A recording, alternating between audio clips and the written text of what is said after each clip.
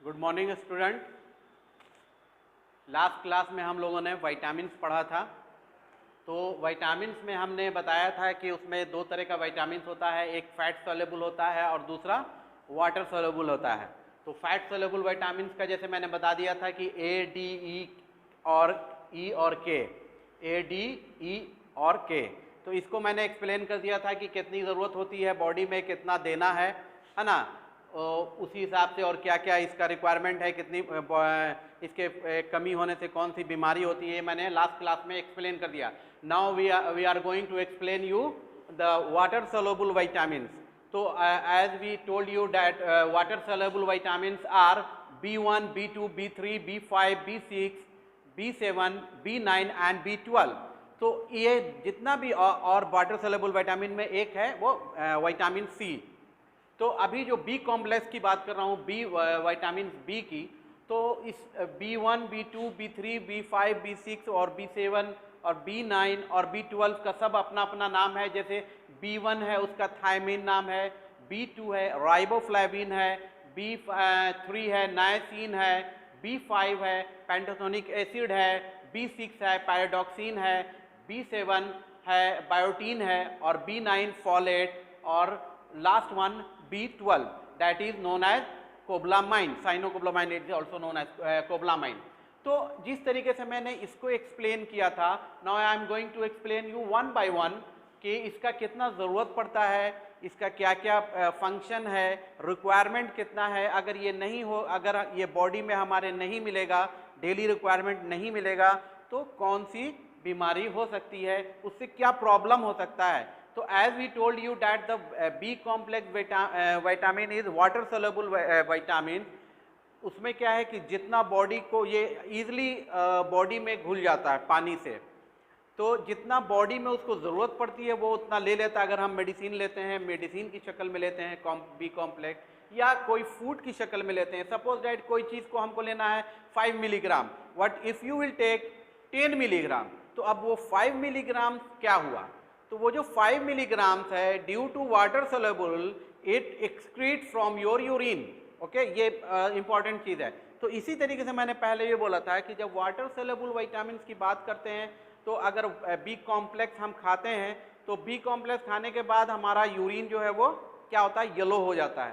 तो येलो क्यों होता है, व्हाट द रीज़न? तो रीज़न इसका ये है कि जितना हमारे शरीर को बी कॉम्प्लेक्स की ज़रूरत होती है वो ले लेता है, और बाकी जो है वो यूरिन से एक्सक्रीट कर जाता है। तो एनीवे, तो now we are going to explain you. पहला जो है B1 दैट इज थायामीन, है ना, B1 दैट इज थायामीन। ये B1 विटामिन है बी कॉम्प्लेक्स में, है ना, बी कॉम्प्लेक्स में B1 जो है वाटर सोल्युबल विटामिन में पहला है B1 थायामीन।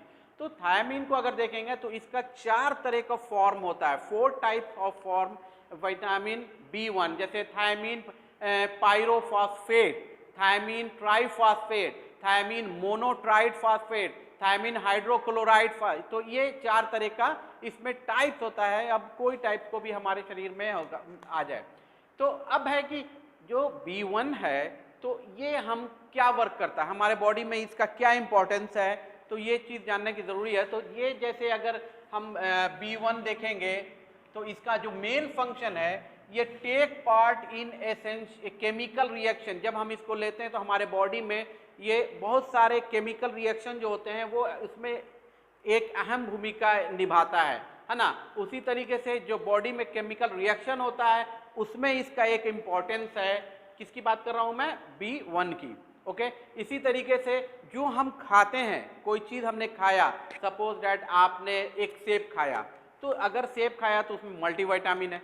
तो इसका काम क्या है कि उस सेब में जितना भी न्यूट्रिएंट है ना, जितना भी आपको जो विटामिन ए है हो या बी हो या वट एवर जो भी हो विटामिन एक सेब में या बनाना में, वट एवर कोई भी फूड लीजिएगा, तो अगर हम वो लेते हैं तो इसका जो मेन फंक्शन है वो न्यूट्रिएंट को एनर्जी में कन्वर्ट करता है ना। जो चीज़ भी खाए, हम कोई चीज़ भी खाते हैं तो इसका जो मेन फंक्शन है वो सारे न्यूट्रिएंट को क्या करता है, एनर्जी में कन्वर्ट करता है। तो इसका मेन फंक्शन हमेशा याद रखना है थायमीन का। क्या करता है, एक तो केमिकल रिएक्शन में काम करता है, है ना, हमारे मेटाबॉलिज्म में केमिकल रिएक्शन जो होता है उसमें काम करता है। दूसरा क्या करता है कि न्यूट्रिएंट को, जो भी विटामिन्स को, वो इसमें एनर्जी में कन्वर्ट करता है। तो अब है कि जैसे इसका मेन फंक्शन हो गया, अब ये हमको कौन कौन से स्रोत से क्या क्या चीज़ हम खाएंगे या क्या करेंगे कि जिससे हमको ये विटामिन B1 यानी वाटर सोल्यूबल विटामिन थायामीन मिलेगा। तो इसका सबसे अच्छा सोर्स जो है वो हम लोग खाते हैं अगर, तो वो नट्स जो खाते हैं है, नट्स में जैसे बादाम है, चिरगोज़ा है, आपके वट एवर जो नट्स सब जो होता है जिसमें वो काजू है, किशमिश है, बादाम, ये सब अगर खाएंगे तो बेहतरीन सोर्स है वो B1 का, है ना। और भी है, होल ग्रेन है, लीवर है, पोर्क है, फ्रूट्स है, कुछ फ्रूट्स है, वेजिटेबल्स है, और डेयरी प्रोडक्ट भी जो है उसमें भी आपको, डेयरी प्रोडक्ट में भी आपको मिलता है थायामीन यानी B1 मिल जाएगा। तो लेकिन सबसे अच्छा अगर हम स्रोत देखते हैं तो बेहतरीन जो स्रोत है या बेहतरीन जो सोर्स है वो सबसे अच्छा है वो नट्स है। आप बादाम खाइए, काजू खाइए, आपके अखरोट खाइए, उससे थायामीन बहुत अच्छा मिलता है। नेक्स्ट हमारा है कि अगर हमको ज़रूरत कितनी है पर डे, एक आदमी को कितना B1 पर डे लेना है जो ज़रूरी होता है लाइफ के एक नॉर्मल फंक्शनिंग यानी normal functioning of the body. यानी अगर हम ये नहीं ले रहे हैं तो ये इसका ही मतलब नहीं है कि आप को कुछ हो जाएगा, लेकिन इन फ्यूचर में लगातार अगर आप इसको अवॉइड कर रहे हैं यानी B1 आपके जो शरीर में, बॉडी में रेगुलर नहीं जा रहा है, तो maybe it will give you some alarm, कोई बीमारी हो सकती है। तो अब है कि कौन सी बीमारी हो सकती है, क्या प्रॉब्लम हो सकता है।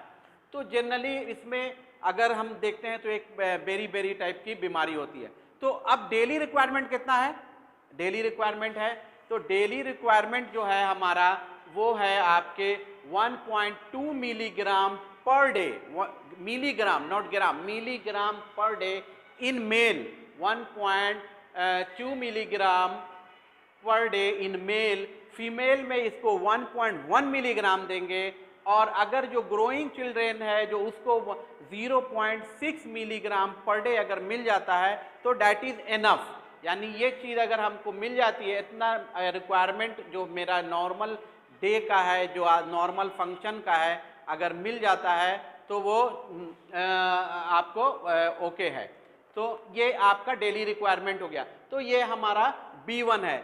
नेक्स्ट हमारा जो टॉपिक है जैसे B2 है ना, ये it is also water soluble vitamin. Okay, B2 क्या नाम है, B2 राइबोफ्लेविन, है ना, राइबोफ्लेविन। तो अगर हम इसको राइबोफ्लेविन B2 की बात करेंगे तो B2 में जो है इसका मेन फंक्शन क्या है, बॉडी में इसका मेन फंक्शन जो है वो है इट एक्ट एज ए को एंजाइम, यानी कोई भी रिएक्शन में को एंजाइम का काम करता है।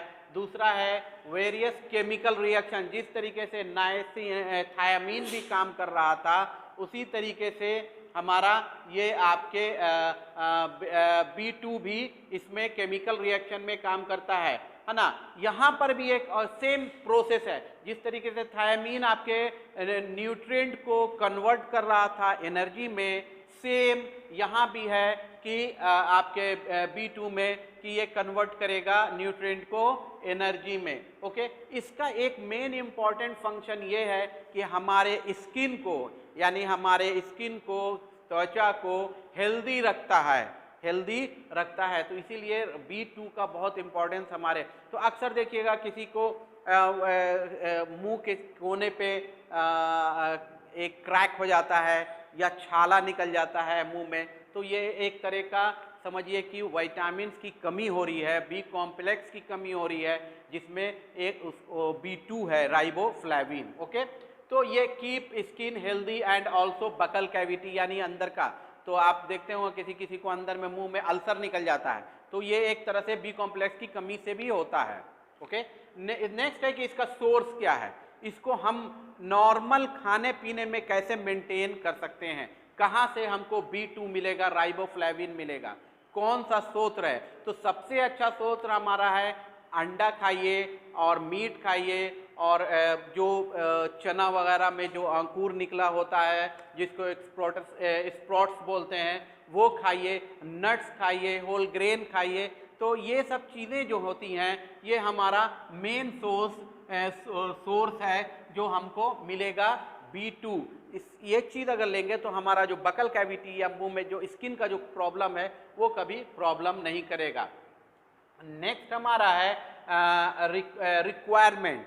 तो हमारे बॉडी में कितना इसकी कितनी ज़रूरत होती है ना, इसकी कितनी ज़रूरत होती है। तो नॉर्मल जो एडल्ट को बताया गया है वो नॉर्मल एडल्ट जो है उनको ज़रूरत होती है, उनको देना है 1.3 milligram per day, 1.3 milligram per day. और मेल को 1.1 मिलीग्राम पर डे, फीमेल को 1.4 milligram per day. Okay, but in pregnancy और लैक्टेटिंग वोमेन, प्रेगनेंसी यानी जो प्रेग्नेंट हैं लेडी और जो बच्चों को दूध पिलाती हैं, that is known as lactating women, they have to take more. Okay, she has to take more. तो कितना मोर, कितना उसको है 1. प्रेग्नेंट वोमेन जो है और लैक्टेटिंग वोमेन है उसको 1.6 मिलीग्राम पर डे उसको क्या चाहिए, B2 चाहिए। नेक्स्ट है हमारा कौन सी डिफिशियंसी, मैंने जैसे बताया था इसमें शुरू ही में बताया B2 से कौन सी डिफिशियंसी हो सकती है, क्या प्रॉब्लम हमारे स्किन में हो सकता है। तो हमारा सबसे पहले है कि जो माउथ का जो कॉर्नर है वो क्रैक कर जाता है, स्किन ड्राई हो जाता है ना, बकल जो हमारा जो लिप्स है वो क्रैक हो जाएगा, ड्राई स्किन होगा, माउथ में समटाइम जो अंदर में रसम टाइप का छिला जाता है अंदर में बकल कैविटी में, जिसको बोलते हैं कॉमन जो नॉर्मल वर्ड है वो है अल्सर, है ना, माउथ अल्सर बोलते हैं। तो ये सब सारी चीज़ें जो हैं वो किससे होती हैं कि किस विटामिन की कमी से, वो B2 की कमी से होती है। ओके, तो ये हमारा B2 है। नेक्स्ट हमारा है B3, that is known as niacin. B3 niacin.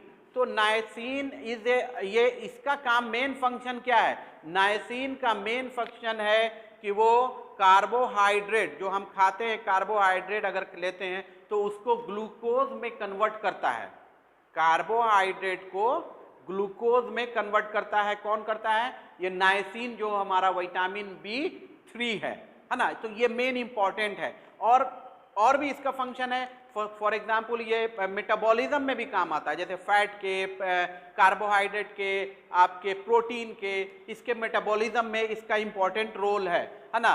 और ये क्या जो नॉर्मल सर्कुलेशन हमारे बॉडी में होता है उसको भी इन्हांस करता है, बढ़ाता है, अच्छे से रखता है, यानी सर्कुलेशन में भी ये काम आता है। नेक्स्ट हमारा हो गया, तो फंक्शन मैंने जैसे बता दिया, उसके बाद सोर्स बता दिया। अब डिफिशियंसी, तो इससे कोई पर्टिकुलर डिफिशियंसी होती नहीं है ना, इससे कोई पर्टिकुलर डिफिशियंसी होती नहीं है। बस इससे मेन जो होता है क्या है कि हेडेक होगा, फैटीग होगा, डिप्रेशन होगा, है ना, जो नॉर्मल मूड चेंज होगा, इसका बहुत ज़्यादा कोई मेजर कोई इसका उससे बीमारी होती नहीं है B3 नाइसिन से।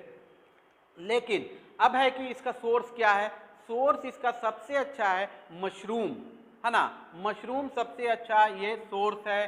दूसरा है कुक्ड पोटैटो, है ना, उसके बाद है सोया मिल्क, उसके बाद एग और पंपकिन, और नेक्स्ट हमारा है एक है B5 पैंटोथेनिक एसिड B5। तो जिस तरीके से ये इसमें है, इसमें भी सेम है, जैसे पैंटोथेनिक एसिड B5 ये भी B कॉम्प्लेक्स है, वाटर सोल्यूबल विटामिन्स है ना। इसका मेन फंक्शन क्या है कि ब्लड सेल्स बनने में इसका इंपॉर्टेंस है, ब्लड सेल जब बनता है तो उसमें ये वर्क करता है पैंटोथेनिक एसिड। ओके, अब ये भी सेम है, इसका भी सेम प्रोसेस है। क्या है कि जो भी फूड हम लेते हैं, न्यूट्रिएंट को जो भी फूड लेते हैं न्यूट्रिएंट की शक्ल में, वो उसको एनर्जी में कन्वर्ट करता है। तो ये भी इसमें B5 भी इसमें हेल्प करता है। क्या करता है कि फूड को एनर्जी में कन्वर्ट करता है। ओके, नेक्स्ट इसका सोर्स क्या है, इस किस चीज़ से हमको मिलेगा, यानी अगर हम डेली खाने पीने में अगर देखें तो वो कहाँ से हमको अवेलेबल हो सकता है, कौन से फल से, कौन से सब्जी से और कौन से डेयरी प्रोडक्ट से। तो नॉर्मली ये ब्रोकली में सबसे ज़्यादा पाया जाता है, ब्रोकली में सबसे ज़्यादा पाया जाता है। नेक्स्ट है स्वीट पोटैटो, जिसको शकरकंद भी बोलते हैं। स्वीट पोटैटो खाइए, अंडा खाइए, और उसके बाद है डेयरी प्रोडक्ट में आप कोई भी प्रोडक्ट, डेयरी प्रोडक्ट में मिल्क लीजिएगा उसमें भी पेंटोथेनिक एसिड पाएगा, आप पनीर लीजिएगा उसमें भी मिलेगा, यानी आप घी की शक्ल में लीजिएगा उसमें भी पेंटोथेनिक एसिड मिलेगा। तो ये सारी चीज़ों में भी आपको पेंटोथेनिक यानी बी कॉम्प्लेक्स B5 मिल जाएगा। नेक्स्ट हमारा है कि अगर ये आपको नहीं मिलता, यानी हमारे बॉडी में पेंटोथेनिक एसिड नहीं जा रहा है, यानी B5 हम नहीं ले पा रहे हैं, तो व्हाट विल बी अफेक्ट, तो हमको क्या प्रॉब्लम होगा। तो इसमें भी बहुत ज़्यादा कोई मेजर प्रॉब्लम होने का है नहीं, लेकिन एक प्रॉब्लम हो जाता है कुछ ना कुछ। सपोज दैट कि आपको नींद का आना, थकावट महसूस होगा, डिप्रेशन लगेगा, सम टाइम स्टमक पेन होगा, है ना। उसी तरीके से रिस्पायरेटरी इन्फेक्शन होने का भी चांसेस रहता है, लेकिन ये बहुत मेजर में नहीं, लाइट में होता है। तो इसीलिए इसको लेना ज़रूरी है। तो इस सारी चीज़ों से अगर बचना है, ये सारी बीमारी से बचना है, तो we have to take pantothenic acid, okay. So B5, तो अब कितनी, मैंने जैसे बताया कि इसमें कहाँ से मिलेगा आपको, उसी तरीके से कितना लेना है, यानी इसकी डेली रिक्वायरमेंट कितना है। तो अगर हम देखेंगे तो एक नॉर्मल जो इसका जो डेली रिक्वायरमेंट है वो है 5 मिलीग्राम, ओके। 5 मिलीग्राम एडल्ट को भी इसमें सेम है, फीमेल को भी सेम है, मेल को भी सेम है, यानी 5 मिलीग्राम पर डे अगर आप पेंटोथेनिक एसिड और B5 लेते हैं तो आपको कोई प्रॉब्लम नहीं होगा। लेकिन प्रेग्नेंट वोमेन है या लैक्टेटिंग वोमेन है, जैसा मैंने बताया प्रेग्नेंट वोमेन और लैक्टेटिंग वोमेन, उनको ज़रूरत पड़ेगा ज़्यादा, 7 मिलीग्राम, ओके। नेक्स्ट हमारा B6 है। B6 water soluble vitamin is also known as pyridoxine, okay.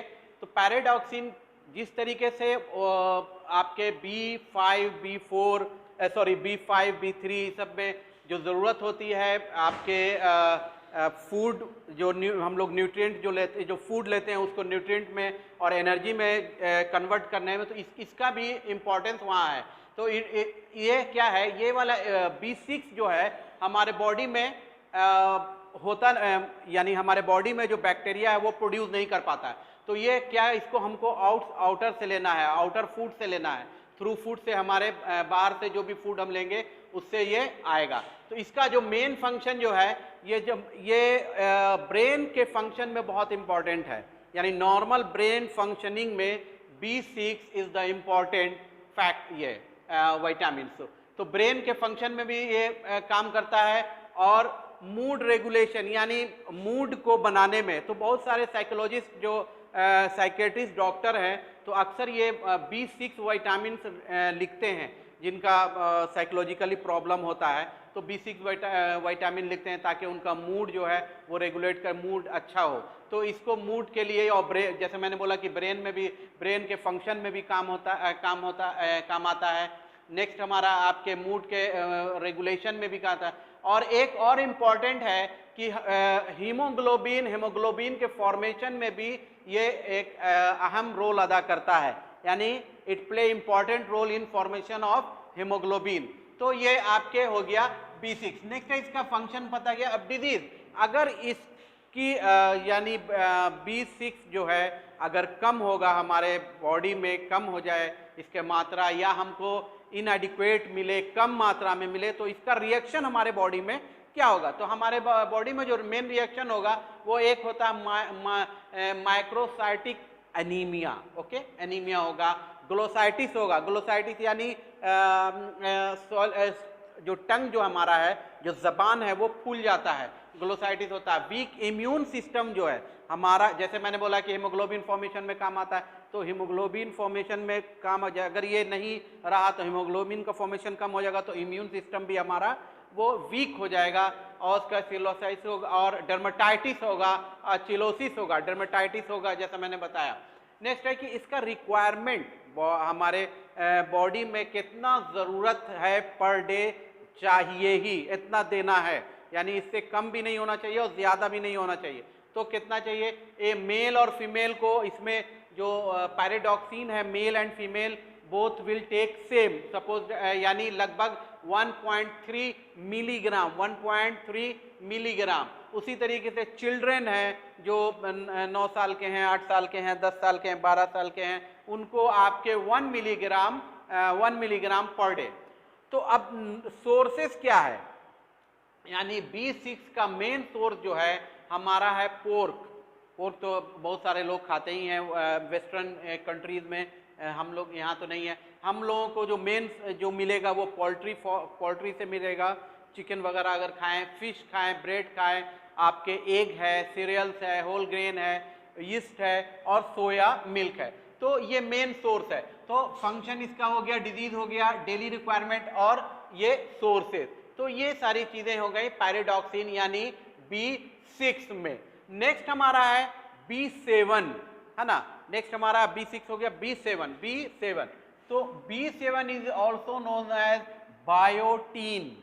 Biotin. It is also known as vitamin H, है ना। अगर कोई पूछता है कि व्हाट इज विटामिन H, तो you can say that is B complex vitamin यानी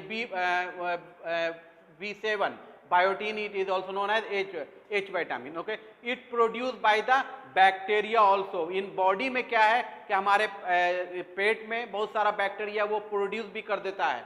कुछ जो हम लोग को बहुत सारे लोग अगर नहीं लेते हैं तो वो बॉडी से भी प्रोड्यूस हो जाता है। तो मेन इसका फंक्शन है कि इट मेटाबॉलिज्म में, यानी हमारे metabolism of fat, carbohydrate, protein, ये सारी चीज़ें में इसका इम्पोर्टेंस है। ये हेल्प करता है ये सारी चीज़ें के मेटाबॉलिज्म में। और जाहिर सी बात है कि जब ये मेटाबॉलिज्म में हेल्प कर रहा है तो जैसे कार्बोहाइड्रेट तो एनर्जी भी देगा, तो ये एनर्जी कन्वर्टर भी बोल सकते हैं, एनर्जी को ये करता है, कन्वर्ट करता है।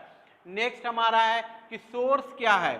सोर्स जो है मेरा, वॉलनट खाएंगे तो मिलेगा, पीनट खाएंगे तो मिलेगा, सीरियल्स खाएंगे, मिल्क है, एग यॉक है और मशरूम है। तो ये सारी चीज़ें अगर हम लेते हैं तो हमारा जो नॉर्मल डेली फंक्शन है वो पूरा हो जाएगा। इन चीज़ों में से कुछ भी आप ले सकते हैं, है ना। नेक्स्ट है, अगर हम फ्रूट्स की बात करें तो बनाना में, एवोकाडो में और रेस्पबेरी में, हाँ रेस्पबेरी में भी मिलता है।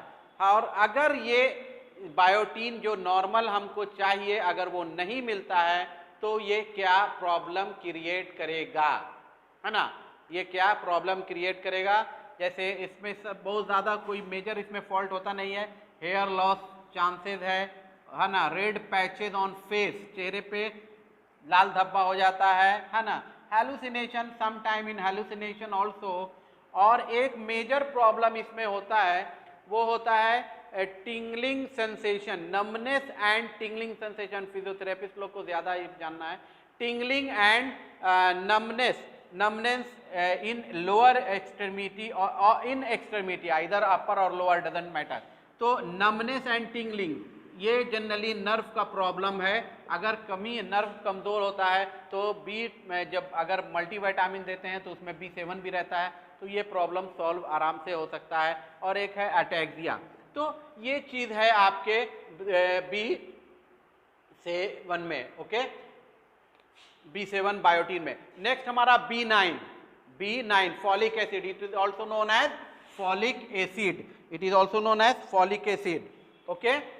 तो अब है कि फॉलिक एसिड नॉर्मली ब्लड का प्रॉब्लम किसी को भी होता है तो ये फॉलिक एसिड बहुत ही इंपॉर्टेंट है, उसको दिया जाता है।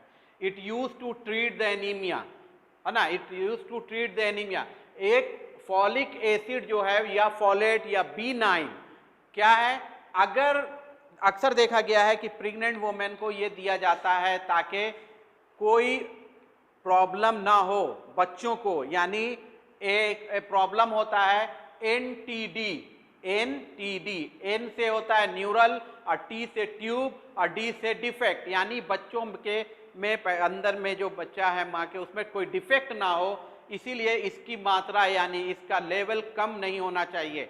तो इसीलिए इसको प्रिस्क्राइब करते हैं अक्सर डॉक्टर, यानी B9 फॉलेट यानी फॉलिक एसिड, है ना। It also convert the food into energy, है ना। जैसे ग्लूकोज, ग्लूकोज क्या करता है, हमको एनर्जी देता है, तो ये कन्वर्ट करता है ग्लूकोज। नेक्स्ट फंक्शन है इसका रेड सेल फॉर्मेशन, यानी आरबीसी के फॉर्मेशन में ये बहुत अच्छा रोल अदा करता है। और जब आरबीसी के में रोल अदा करेगा, जाहिर सी बात है हेमोग्लोबिन भी है उसमें, तो आरबीसी में काम आता है। तो it convert the food into energy, RBC cell. Next है play role in preventing heart attack, stroke and cancer.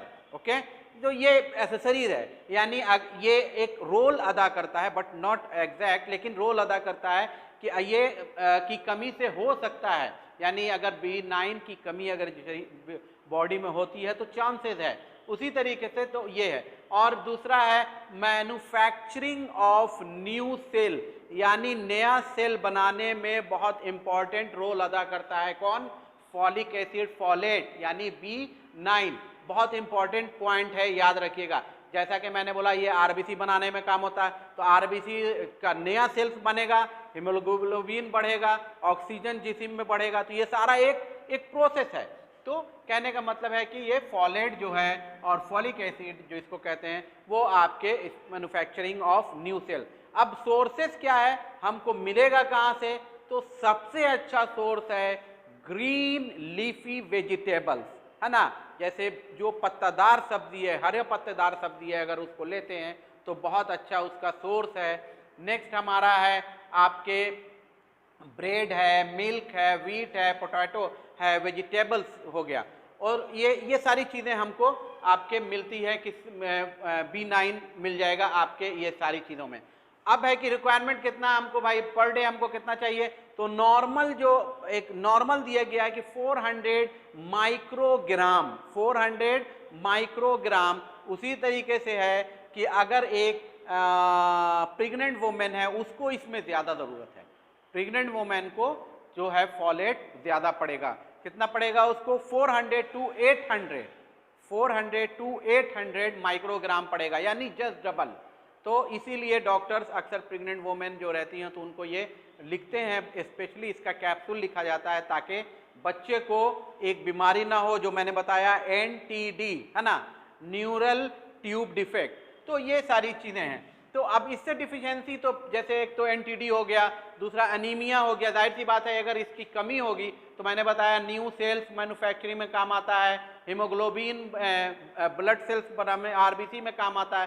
तो जाहिर सी बात है इसकी कमी होगी तो आरबीसी कम होगा, आरबीसी कम होगा तो आपके अनीमिया होगा, अनीमिया अगर हो गया तो अगर ब्लड कम होगी तो पुअर इम्यून सिस्टम, आपका इम्यून सिस्टम वो कम हो जाएगा, है ना, क्रोनिक फैटिगोग्लोसाइटिस हो जाएगा, और एक बर्थ डिफेक्ट जो हमने पहले बताया कि NTD, है ना। तो ये सारी चीज़ें हैं। नेक्स्ट हमारा जो है वो है आपके B12, last one, B complex B12, that is cobalamin.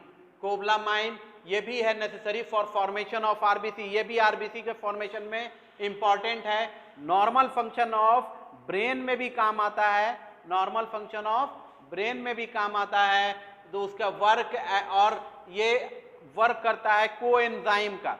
Next तो है कि अब क्या डिफिशियंसी, अगर ये B12 की कमी हो जाएगी तो जिस तरीके से वहाँ एनीमिया है आपके B9 में, यहाँ भी एनीमिया होगा, वहाँ भी आपके यहाँ भी फैटीग होगा, मेमोरी समटाइम मेमोरी लॉस होता है। तो B12 कोबलामाइन जो है, B12 कोबलामाइन, ये अक्सर जीरियाट्रिक प्रॉब्लम, जीरियाट्रिक यानी ओल्ड एज मेमोरी लॉस होता है, तो उन लोगों को ज़्यादा लिखा जाता है ये दवा के शक्ल में B12। तो अब सोर्स क्या है, आपको कहाँ से मिलेगा, तो सबसे अच्छा सोर्स जो है बीफ लीवर, उसके बाद चिकन लीवर, उसके बाद fish, fat, low fat milk, है ना, एग, उसके बाद चीज, वेजिटेबल्स में लीफी वेजिटेबल्स में भी बहुत अच्छे से मिलता है। तो ये है। नेक्स्ट है कि हमको रिक्वायरमेंट कितना है, पर डे हमको कितना चाहिए B12, यानी कोबलामाइन हमको कितना चाहिए। तो नॉर्मल जो एडल्ट हैं उनको 2.4 माइक्रोग्राम चाहिए, 2.4 माइक्रोग्राम चाहिए, है ना। उसके बाद जो प्रेग्नेंट वुमेन है उनको 2.6 माइक्रोग्राम चाहिए, और अगर फीडिंग वुमेन है ना, जिसको फीड कराया जाता है, तो उसको 2.8 माइक्रोग्राम चाहिए, है ना। तो ये इतना इसको ज़रूरत है। तो हमारा जो B कॉम्प्लेक्स है वो हमारा आज ख़त्म हो गया। नेक्स्ट टॉपिक हम नेक्स्ट क्लास